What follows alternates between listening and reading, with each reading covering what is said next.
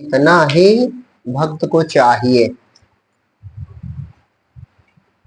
परमात्मा हमारे हर समय साथ लगा हुआ है, हर समय, और हमारा पालन पोषण कर रहा है, हमारी देखभाल करता है, हमारी रखवाली करता है। लेकिन अज्ञान के कारण हम ये बड़ी बात नहीं जानते। जिसका रखवाला राम हो, जिसका रक्षक राम हो, जिसका पालक पोषक राम हो, उसको डरने की जरूरत होती, उसको चिंता करने की जरूरत, उसको भयभीत होने की जरूरत, उसको फिक्र करने की जरूरत। और ये सब लक्षण हम में प्रकट होते हैं। हम चिंतित भी हैं, हम भयभीत भी हैं, हम परेशान भी हैं, हम दुखी भी हैं। तो हम अपने परम पिता को अपमानित कर रहे हैं कि उनका सम्मान कर रहे हैं। राजा का लड़का हो और फटे कपड़े पहने और दरिद्रों जैसा रहा है, महिला कुचैला रहा है, तो राजा का इसमें अपमान है कि सम्मान? तो तुम परम पिता की संतान हो करके, उसके सनातन अंश हो करके, पूरे जगत का जो मालिक है उसके पुत्र हो करके तुम दीन हो, दुखी हो, परेशान हो, भयभीत हो, तो इसमें प्रभु की शान में बट्टा लगता है।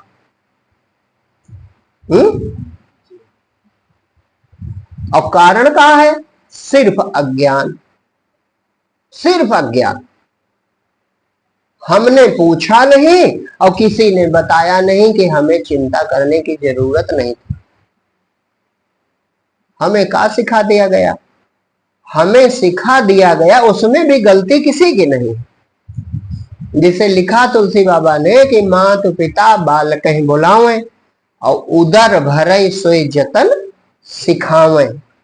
मतलब उन्होंने कहा कि माता पिता बच्चों को यही सिखाते हैं कि बेटा किसी तरह इतना धन जरूर कमाओ कि कोई कमी ना रहे। तो भाई वो भी यही जानते हैं, इसलिए हमें यही बता दिया उन्होंने। ठीक है, धन कमाना जरूरी है जीवन यापन के लिए, इसमें कोई बहुत आश्चर्यजनक बात नहीं, लेकिन उसकी भी कोई सीमा तो होनी चाहिए। भाई कोई सीमा पर तो रुक जाओ। ये नहीं कि धन कमाना गलत है, या कपड़े पहनना गलत है, या भोजन करना गलत है, या घर बनाना गलत है, लेकिन यही केवल करते रहो और जिसके लिए कर रहे हो वो फल भी ना मिले, तब तो व्यर्थ है, तब तो कोई गलत है। भाई ये तुम कर किस लिए रहे? हम धन क्यों कमाते हैं?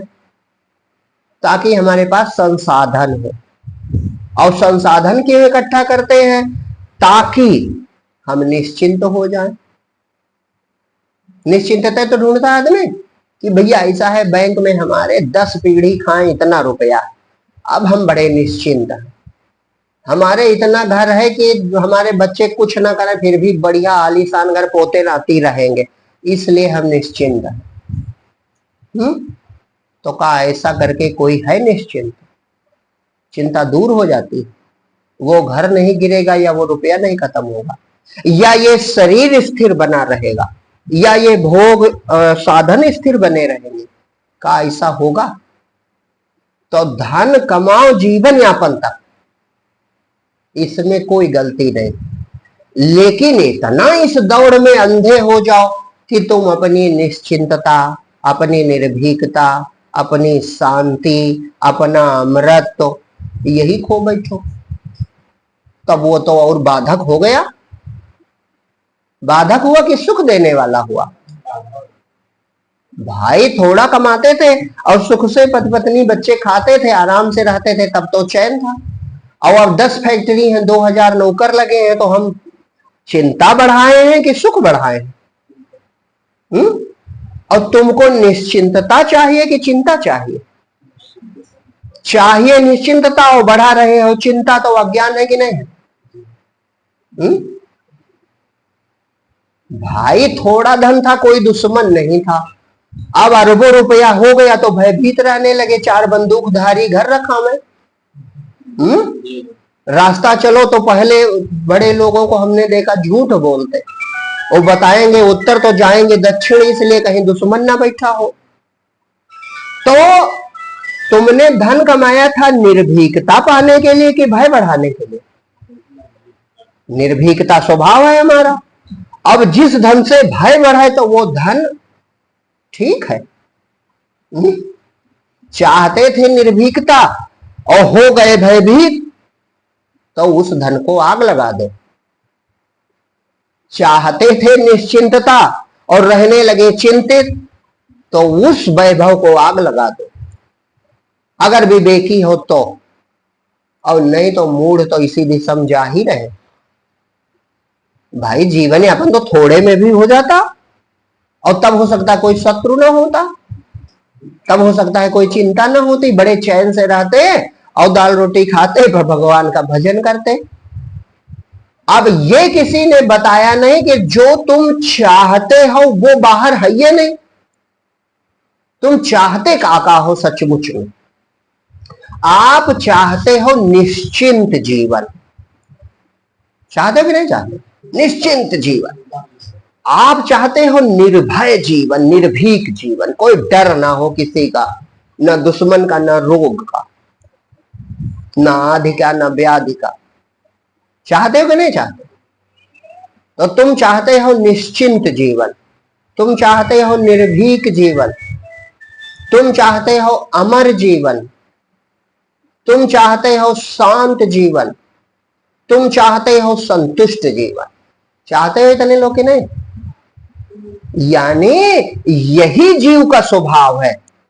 वो निर्भीक रहना चाहता है, वो निश्चिंत रहना चाहता है, वो संतुष्ट रहना चाहता है, वो हमेशा अमर रहना चाहता है, वो सुखी रहना चाहता है। ये है तुम्हारी सच्ची प्यास। किसमें हम झूठ बोल रहे हैं? तो इन सब चीजों का कारण, इनके विपरीत जो है भय, चिंता, हम मर जाएंगे इसका डर, दुख, तृष्णा, इन सब का कारण गरीब होना नहीं है, बड़ा घर ना होना नहीं है, बैंक बैलेंस कम होना नहीं है। इन सब का कारण अज्ञान है। इन सब का कारण है कि तुम परमात्मा होकर के जीव बन गए। इन सब का कारण है तुम अपने आधार को, अपने आश्रय को भूल के शरीर को आश्रय मान बैठे। इसका कारण है कि जो अविनाशी है, जो अजर अमर सत्य तत्व है, वो होकर के मर जाने वाले, छूट जाने वाले, नाश हो जाने वाले शरीर को, संसार को पकड़ के बैठ गए। ये है कारण। तो कारण हृदय में छुपा है। हृदय का अज्ञान दूर हो जाए और होश आ जाए, काहे का? अपने स्वरूप का।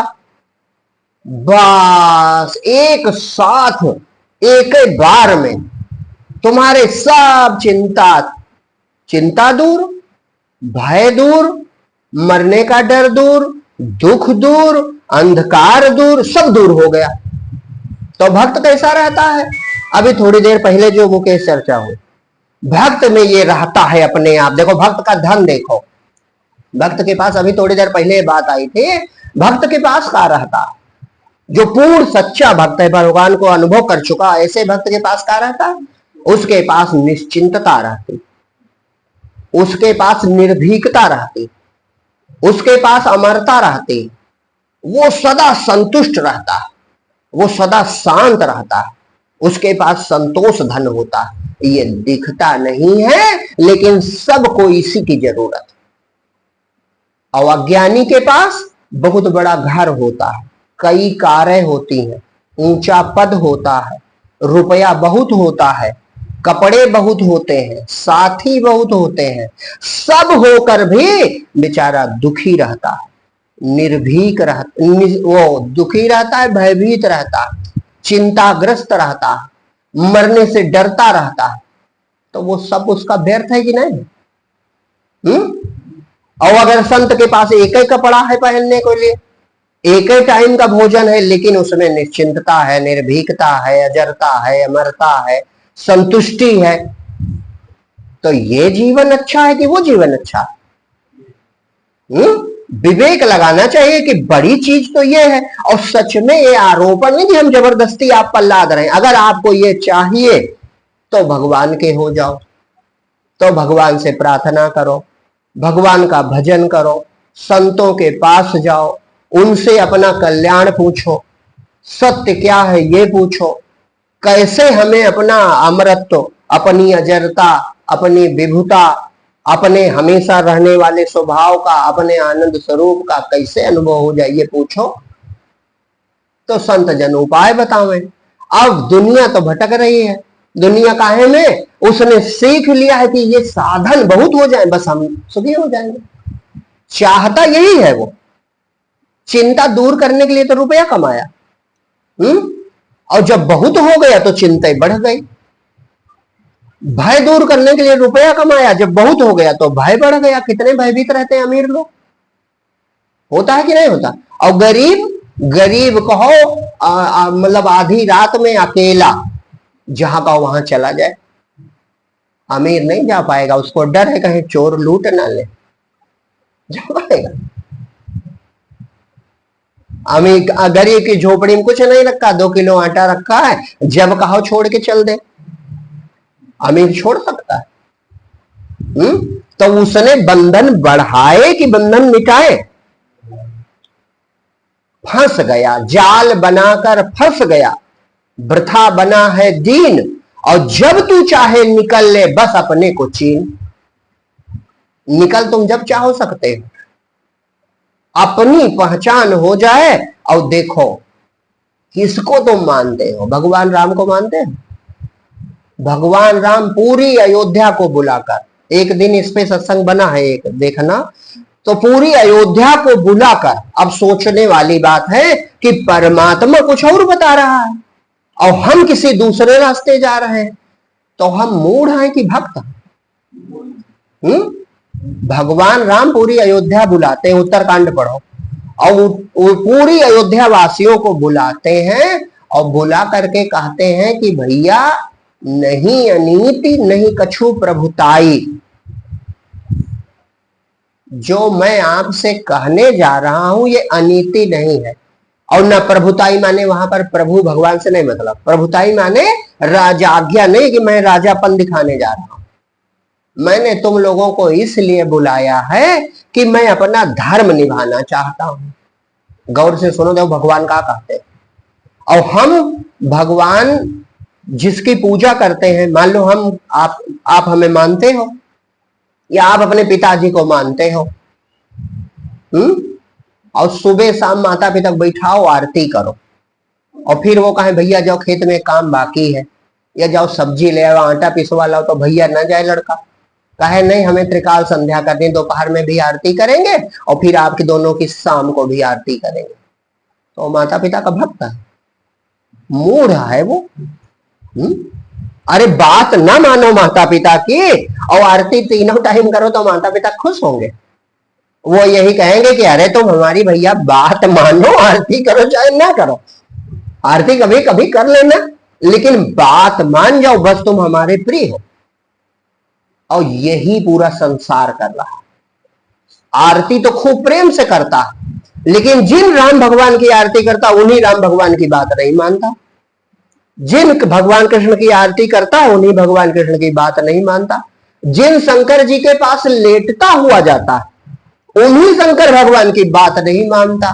तो जगत मूढ़ है कि नहीं।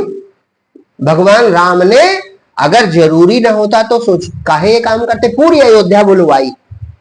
कब बुलवाई, निश्चिंत जीवन था उनका, जब रावण का वध करके लौटे राजा शासन करने लगे तो एक दिन उन्होंने पूरी अयोध्या वासियों को बुलवाया और बुला करके कहा भैया ये अनीति नहीं है, ये नीति है। क्या नीति है? नीति ये है कि पिता का धर्म है कि अपने बेटे को सर्वोत्तम जीवन देने का प्रयास करे।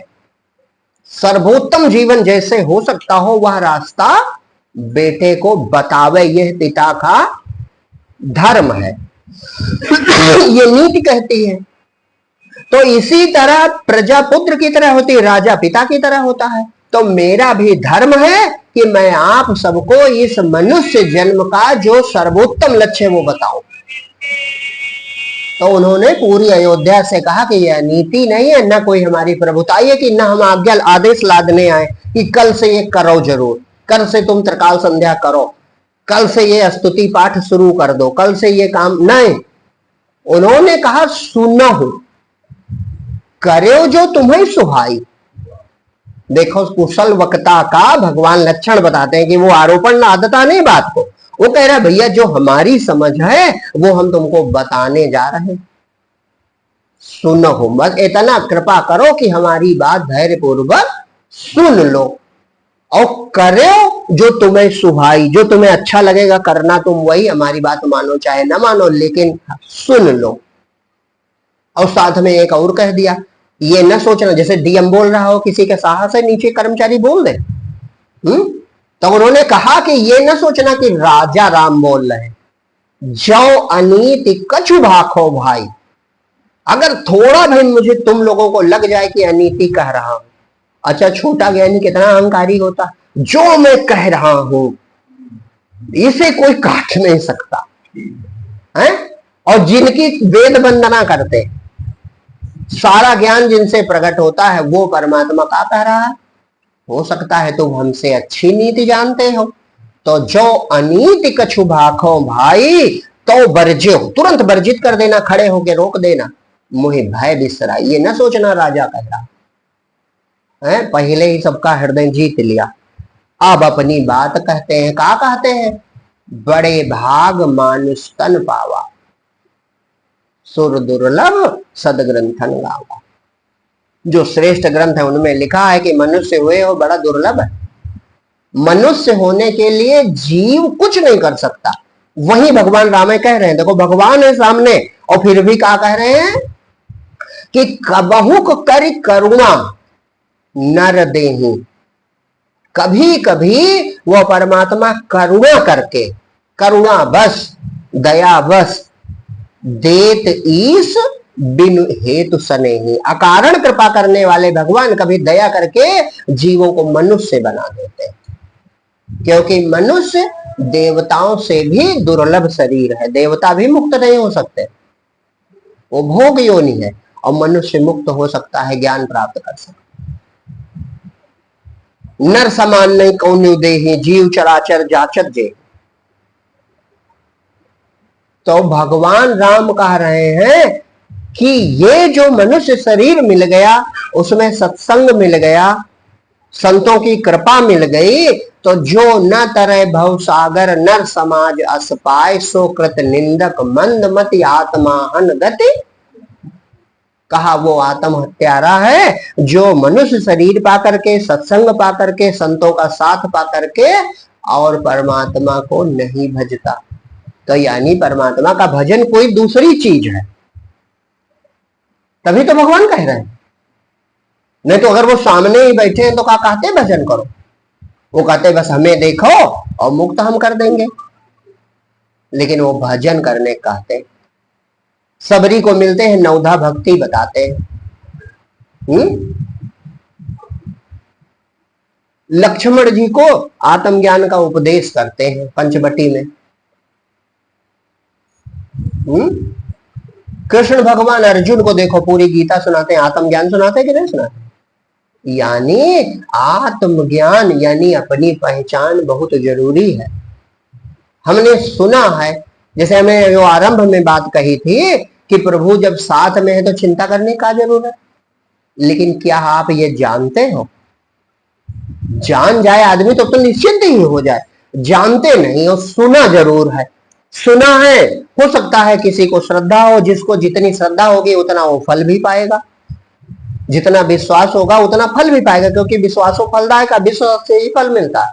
लेकिन फिर भी निश्चिंत नहीं होगा। निश्चिंत तभी होगा जब अभेद ज्ञान हो जाएगा, जब बोध हो जाएगा, जब देख लोगे एक बार कि हम और परमात्मा, हम और प्रभु दोनों एक, हम में और परमात्मा में भेद समाप्त हो गया। हम और हमारा जो जीवन का दाता परमात्मा है, दोनों एक है। ये जब तक नहीं होगा तब तक आप वो कोई चीज नहीं पा पाओगे जिनकी हम चर्चा कर रहे हैं। ना निश्चिंत होगे, ना निर्भीक होगे, न मरने का डर दूर होगा, न तुम्हारा दुख मिटेगा। तो भक्ति जरूरी है कि नहीं जरूरी? भक्ति सिर्फ इसीलिए जरूरी है कि जीव जो चाहता है वो पा जाए। भक्ति आप पर किसी किसी काम का आरोप नहीं है कि जबरदस्ती ये काम करो। भक्ति आपकी जरूरत है। आप निश्चिंत रहना चाहते हो, आप सुखी रहना चाहते हो, आप आनंदित रहना चाहते हो, आप निर्भय रहना चाहते हो, आप हमेशा रहना चाहते हो। तो ये तभी पूरा होगा जब आप अपना निराकार परमात्मा और आपका जो एक साथ वाला रूप है वो देख लोगे। फिर साकार में भी वो दिखने लगेगा, फिर भेद मिट जाएगा। निराकार साकार ये जो भेद भरम है सब दूर हो जाएगा, जगत ब्रह्म हो जाएगा। केवल एक दिन जैसे पर्दा हटा और अपनी पहचान हुई, बस निश्चिंत हो गए, निर्भय हो गए, सब डर दूर हो गया, सब चिंता दूर हो गई, मगन हो गए। लेकिन ये मगनता, ये निश्चिंतता प्राप्त नहीं हो रही, कारण केवल अज्ञान है। अब अज्ञान कैसे दूर होगा? तो उसका जो पहली सीढ़ी है वो यही है, प्रथम भगति संतन कर संगा। पहली भक्ति संतों का संग है, वो आप कर रहे हो। दूसरी भी कर रहा है कोई कोई, दूसर रति मम कथा प्रसंगा, मेरी चर्चा में जिसको प्रेम है। गुरु पद पंकज सेवा तीसर भगति अमान, यह भी कोई कोई कर रहा। सेवा का है, सबसे बड़ी सेवा है बात मानना। जो ज्ञान को मानता है वही सेवक है। जो समीप में संतों के हैं, महान संतों के, शरीर से सेवा कर पा रहे वे और भाग्यशाली हैं। लेकिन आप दूर हो, लेकिन फिर भी अगर बात मानते हो तो तुम सच्चे हो, तुम में कोई कमी नहीं है। शिष्य शिष्य सब जग का है और सीख न माने कोय, और जो सदगुरु की सीख ले शिष्य कहा वे सोए। जो सीख मान जाए वही शिष्य है, और जो न माने केवल झूठ मूठ का नाम दान लिए घूमे तो का वो शिष्य है? बात न मानो तो जानो गुरु को भी बदनाम कर रहे हो। भाई बात आप न मान पाओ, उनके बताए रास्ते में न चल पाओ, ऐसा आचरण न कर पाओ, तो गुरु को भी अपमानित ही करोगे बाद में, क्योंकि परिणाम मिलेगा नहीं। और जब फल मिलेगा नहीं तो यही सोचोगे गुरु की कृपा नहीं हुई। कृपा किसी की किसी पर नहीं होती, ये याद रखो। किसी के किसी पर कृपा नहीं हो सकती, इस बात को याद रखो। नहीं तो आशीर्वाद से सबके काम बन जाते। सुबह सुबह दुर्योधन ने सुन लिया शिविर में, भगवान कृष्ण कह रहे थे अर्जुन से अपने शिविर में कि सुबह द्रौपदी को भेज देना, बाबा भीष्म से विजय का आशीर्वाद ले आवे। दुर्योधन उधर से गुजर रहा था शकुनी के साथ, उसने सुन लिया तो सोचा कि कल कोई विशेष तिथि होगी या विशेष अवसर होगा जो आशीर्वाद मिल रहा होगा। तो उसने जो है अपनी पत्नी को तैयार किया, कहा द्रौपदी से पहले जाना और बाबा भीष्म से आशीर्वाद ले आओ विजय का, हम भी चलेंगे साथ में। और गया साथ में, और उसकी पत्नी ने प्रणाम किया, लेकिन बाबा भीष्म ने कुछ कहा नहीं विशेष, कहा सुखी रहो, साधारण सी बात कही, कुछ कहा नहीं। तो दुर्योधन कुछ नहीं बोला, सोचा हो सकता है यही विजय का आशीर्वाद हो। और उसके बाद भगवान कृष्ण, अर्जुन और द्रौपदी ये सब आए, पांडव लोग। तो द्रौपदी ने प्रणाम किया, जैसे प्रणाम किया और तुरंत बाबा भीष्म ने कहा विजयी भव। अरे आग बबूला हो गया दुर्योधन। उसने कहा बाबा तुम इस गति को पहुंच गए, अभी भी पक्षपात न छोड़ा, बाणों पे लेटे हो और पक्षपात आज भी ना छोड़ पाए। तो बाबा भीष्म ने कहा कि बेटा, आशीर्वाद दिया नहीं जाता और मेरे देने से तुम्हें मिलेगा भी नहीं। आशीर्वाद भी आपके ही, यानी जिसे प्राप्त होता है उसके ही कर्मों का फल होता। इनके कर्म ऐसे हैं, इनका आचरण ऐसा है कि मेरा हृदय गदगद होके कहता है ये विजयी हो जाए, और ये हो जाएंगे क्योंकि ये निकलता है आशीर्वाद, दिया विया नहीं जाता। तो सब में हम ही शामिल हैं कि नहीं शामिल? केवल आशीर्वाद से काम बने तो सबका बन जाए। सोचना चाहिए का वो रामगढ़ परमहंस के पास एक शिष्य था केवल, यही विवेकानंद, और नहीं रहे होंगे, बहुत शिष्य रहे होंगे, अनेक शिष्य रहे होंगे, लेकिन जो इन्हें मिल गया वो और को नहीं मिल पाया। तो क्या कारण? कारण है आपकी श्रद्धा, और आपका प्रेम ही आपको फल देगा। जिसकी जितनी बड़ी श्रद्धा होगी, जिसका जितना बड़ा प्रेम होगा, वो वैसा फल प्राप्त कर लेता है अपने आप। फलदाता तो परमात्मा है। देखने में तो हमें शरीर लगता है भाई, जैसे पानी हम पीते हैं तो पानी तो धरती की कोख का ही है। नल चाहे जो हो, हैंडपंप चाहे जहां पियो, है तो धरती का कोख का है। तो आशीर्वाद या जो तुम्हारा या हमारा किसी का कल्याण होता तो परमात्मा ही तो करता। तो वो आपके ही कर्मों का फल है, आपकी सद्भावना का फल है, आपके ही विचार का फल है। जैसा करोगे वैसा परिणाम मिलेगा। और एक बात, थोड़ा आत्मज्ञान से, यद्यपि आत्मज्ञान में तो सब शामिल है, अपने यहां देखो जीवन के लिए 4 पुरुषार्थ कहे गए, अपने धर्म में कहे गए ना, धर्म, अर्थ, काम और मोक्ष। तो इनका एक क्रम है, जिस क्रम में हमने कहा यही इनका क्रम है, ये दूसरे क्रम में काम नहीं करेगा। धर्म, अर्थ, काम और मोक्ष, यानी सबसे पहले कौन सी चीज आई? धर्म। तो धर्म हम जो है बिना किसी अन्य साधन के कर सकते हैं। जैसे आजकल किसी से धर्म की बात करो तो कहेगा अरे भैया धर्म करें बड़वार में नहीं, जिनके पास बड़ा रुपया है हम क्या करेंगे? कहेंगे कि नहीं कहेंगे? कहेंगे अरे अब वो उनके पास दिए हैं भगवान तो अपना दिखावे दुनिया को, हमें तो कुछ नहीं। यही गलत हो गया। धर्म करने लायक परमात्मा ने हर मनुष्य को बनाया, हर जीव को बनाया।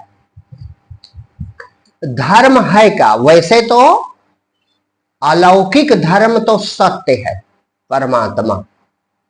परमात्मा के हो जाओ तुम धार्मिक हो गए, ये है बिल्कुल अंतिम सत्य की बात। धर्म का है जिस पर संसार टिका है। कहा नहीं जाता जिस पर संसार टिका है, तो संसार परमात्मा पे टिका है, वही सत्य ही धर्म है। और उसके हो जाओ तो तुम धार्मिक हो गए, धर्मात्मा हो गए। ये तो अंतिम बात है। लेकिन मान लो आरंभिक जीवन में बच्चा है, हम लोग ही छोटे, हम ये बात नहीं समझ पाते, तो लौकिक रूप से का धर्म है? तो लौकिक रूप से 2 धर्म है।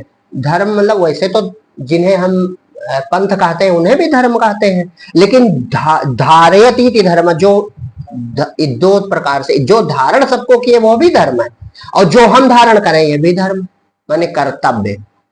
धर्म माने कर्तव्य लौकिक रूप से। तो लौकिक रूप से आरंभ में हमारे पास शरीर होता है। रुपया तो नहीं होता जब हम बच्चे होते हैं, लेकिन क्या होता है? शरीर होता है कि नहीं है? तो शरीर से, और वाणी होती है, बोलने की क्षमता होती है, थोड़ा बहुत ज्ञान होता है। तो शरीर से धर्म करना आरंभिक, ये सेवा ही धर्म है। याद रखो एक लाइन में, ये लौकिक बात है संसार की। जो संसार में भी सफल होना चाहता है वो जो पहले धर्म अपनाएगा उसके तीनों पुरुषार्थ बाद में मिल जाएंगे। पहला का धर्म है सेवा। ये लौकिक बात हम संसार की कर रहे हैं, ये सबके लिए है, चाहे ज्ञानी हो चाहे अज्ञानी हो, भगवान को मानता हो ना मानता हो, लेकिन जो सेवा कर सकता है। सेवा का मतलब, सेवा का एक ही अर्थ है कि अपने सुख की इच्छा ना करना बल्कि दूसरे की सुख की चिंता करना। समझ रहे हैं? किसकी? अब आप छोटा बच्चा है तो किसके पास जाएगा? तो उसके परिजन है, माता पिता, माता पिता, बाबा दादी, गुरु, यही है। तो उसके पास रुपया तो है नहीं, लेकिन वो उसके पास शरीर है, बुद्धि है, तो वो क्या करे? वो सबको सुख पहुंचावे। यही सेवा है। बाबा उठा नहीं सकते, उठा के तुरंत बाबा पानी पियो, भूख लगी, अच्छा बाबा तुम्हारे लिए खाना ले आओ। जो कर सकते हो, छोटी छोटी बड़ी छोटी बातें हैं। ये बातें बड़ी नहीं है, ये बड़ी महान बातें, ऊंची बातें नहीं, बड़ी साधारण बातें। माता की सेवा, पिता की सेवा, वृद्धों की सेवा, गुरुजनों की सेवा। सेवा माने शरीर से कोई बड़ा तुमको बहुत कठिन काम नहीं करना, जो हो सके, जो सामने देखो, जो ऐसा करता है। अब गौर करो, बाबा भीष्म ने कहा दिया था, विजयी भव, और दुर्योधन को नहीं मिला। तो जो बेटा छोटा सा अपने बाबा को पानी पिलाएगा, भोजन कराएगा, पिता की बात मानेगा, तो आशीर्वाद बाबा से निकलेगा कि नहीं निकलेगा? तो क्या निकलेगा? बेटा सुखी हो जाओ, बेटा उन्नत करो, निकलेगा कि नहीं निकलेगा? अब बिना रुपया के वो पुण्य कमा रहा है, बिना रुपया के वो धन कमाना उसने शुरू कर दिया। समझ रहे हैं? जो माता को भगवान मान के, पिता को भगवान मान के, गुरु को भगवान मान के, अतिथि को भगवान मान के, ये वेदों में कहे गए हैं, मात देवो भव, पितर देवो भव, अतिथि देवो भव, आचार्य देवो भव। तो इन देवताओं की जो सेवा करेगा, ये सच्ची सेवा हम बता रहे हैं कि नकली बता रहे हैं? अब सुनो गौर से, उसने धर्म आरंभ कर दिया। अब धर्म के बाद दूसरी सीढ़ी है अर्थ। तो ऐसा बच्चा थोड़ा पढ़ेगा फिर भी जो चाहेगा वो पद पालेगा। वही परीक्षा पूछ लिया जाएगा जो उसने रात में पढ़ा होगा, ये पक्का मानो। ये संत उद्घोष करते हैं, और जरूरी नहीं वो नौकरी ही करे, वो कुछ भी करेगा। ऐसे ही लड़के हैं जो अभिनेता या खिलाड़ी बन जाते हैं, उनके जीवन में धर्म जरूर छुपा होगा, नहीं उनसे योग्य रह जाते हैं, उनसे ज्यादा काबिल है, उनसे बढ़िया अभिनय कर सकते हैं, उनसे बढ़िया खेल सकते हैं, वो रह जाते हैं, कुछ नहीं, काम ही नहीं मिला। अब धन कहां से कमाए? वो जो करेगा, वो गाता है तो ऐसा गाएगा कि दुनिया में नाम हो जाएगा, वो खेलता है तो ऐसा खेलेगा दुनिया जानेगी। वो जो करेगा उसी में काहे, उसके जीवन में धर्म है तो अर्थ देता है भगवान। यही लोग जानते नहीं। अब हम क्या करते हैं? हम इनका अपमान कर देते हैं, धर्म पर पार नहीं रखेंगे, हम सीधे बड़ा फटाक से कि हम बड़े कलाकार हैं, हम गायक बनेंगे, हम खिलाड़ी बनेंगे, हम नेता बनेंगे, हम डीएम बनेंगे, इसमें तो लग गए, लेकिन इनका दुखी कर दिया। तो जिससे कि माँ जिससे दुखी हो वो बेटा उन्नत कर पाएगा, या जिसका पिता जिससे दुखी हो, या जिसके बाबा जिससे दुखी हो, माने परिजन दुखी हो, तो तुम चाहे जितने कलाकार हो, कलाकारी धरी रह जाएगी, काम ही नहीं पाओगे। हो रहा दुनिया में ऐसा कि भी नहीं हो रहा। तो यही चूक हो जाती है कि तुमने धर्म किया ही नहीं और अर्थ पाना चाहते हो। अर्थ कोई नहीं पाता। अब देखते नहीं कि अरे यार बड़ी मौज वो करता कराता कुछ नहीं, उसके तो 10 फैक्ट्री है, वो तो बड़ी मौज करता, फिल्म में ठुमका लगाता, करोड़ों पाता, तो देख देख के चिढ़ाओ। लेकिन जो लोग दूसरे होते हैं कि अरे हम तो इनसे अच्छे हैं, वो पा नहीं पा रहे, क्यों? क्योंकि वो विचार नहीं करते हमारे जीवन में हो सकता धर्म कम हो। अब ये धर्म जो हम बता रहे सच्चा है कि नहीं, इसमें आपका संशय नहीं उठता होगा मन में कि संशय उठ रहा। अरे आशीर्वाद में बड़ी शक्ति है, लेकिन वो अपने ही कर्म का बच्चा फल पा रहा है, बाबा ने दिया कुछ नहीं, न माता पिता ने कुछ दिया। वो तो दुष्ट बच्चे का भी चाहते हैं कि हितय हो जाए, का हित थोड़े चाहते हैं, लेकिन वो आशीर्वाद हृदय से निकलेगा ही नहीं। तो अपने कर्म का ही फल मिला कि अलग कुछ मिला? परमात्मा बेईमान नहीं है, परमात्मा न्यायाधीश है। उसने देखा कि ये तो धर्मात्मा है। अब जो धर्मात्मा होता है उसके पास होता क्या है? तो कहा जिम सुख संपत्ति बिना बुलाए धर्मशील पर जाए तिमी, जिम सरिता सागर मोह जाए यद्यपि ताय कामना नाय, तिमी सुख संपत्ति बिना ही बुलाए धर्मशील पर जाए सुहाए। कहा बिना बुलाए ये चीजें उसके पास पहुंचती है। काहे? परमात्मा जानता कि ये धर्मात्मा है, इसके पास पहुंचेगा तो ये अच्छे काम करेगा। तो जहां जिनके चूक है उन्होंने अपने भाग्य का निर्माण नहीं किया, और जब भाग्य का निर्माण नहीं किया तो बाद में वे भाग्य का रोना रोते हैं। और जिनके जीवन में सेवा है, समझो उनका उन्होंने धर्म कर लिया, सेवा कर ली, तो दूसरी सीढ़ी भगवान पूरी कर देता। अब तीसरी की बात सुन लो। तीसरा है काम। धर्म अर्थ तब का है, अब धन हो गया तो कामनाएं सब पूरी हो जाएंगी ना। काम माने कामना। भाई अगर बढ़िया काम मिल गया, खूब धन आने लगा, तो अब चाहे घर बनाओ, चाहे कार खरीदो, चाहे जो खाओ, चाहे जैसे रहो, सब पूरा हो जाएगा। लेकिन यहां भी संत सचेत करते हैं, जो अब भी सेवा करता है, धन तो आने लगा प्रभु की दया से, पुण्य के फल से, लेकिन वो अब भी भोगी नहीं हुआ बल्कि भक्त हो गया। यहां भी तीसरी सीढ़ी पर भी सचेत होना। भोगी नहीं हुआ बल्कि क्या हो गया? भक्त हो गया, योगी हो गया, परमात्मा के लिए सेवा में सब लगाने लगा। जैसे पहले शरीर से सेवा करता था, उसी तरह अब संसाधनों से भी बड़ी बड़ी सेवाएं करने लगा। तो फिर उसे चौथा जो पुरुषार्थ मोक्ष है, यानी भक्ति भगवान की, वो मिल जाती, अपने आप परमात्मा हृदय प्रकट हो जाता। और नहीं तो कामना पूरी हो जाएगी, फिर जन्मोगे, फिर मरोगे। तो इस तरह चारों सीढ़ी जो पाना चाहता है, तो ये एक सबके लिए रास्ता। पहले शरीर से सेवा, और फिर जब प्रभु इच्छा पूरी कर दे तो फिर साधन सहित सेवा। सेवा जीवन हो जाए आपका, बस अपने आप परमात्मा हृदय में प्रकट हो जाएगा। प्रेम परमात्मा से, अपना परमात्मा को मानो, सच्चा साथी परमात्मा को मानो, हितैषी परमात्मा को मानो, और देखो काम बनता चला जाए अपने आप। दूरी है और देरी है तो कहीं न कहीं हमारी ही कमी है, ये पक्का मानो।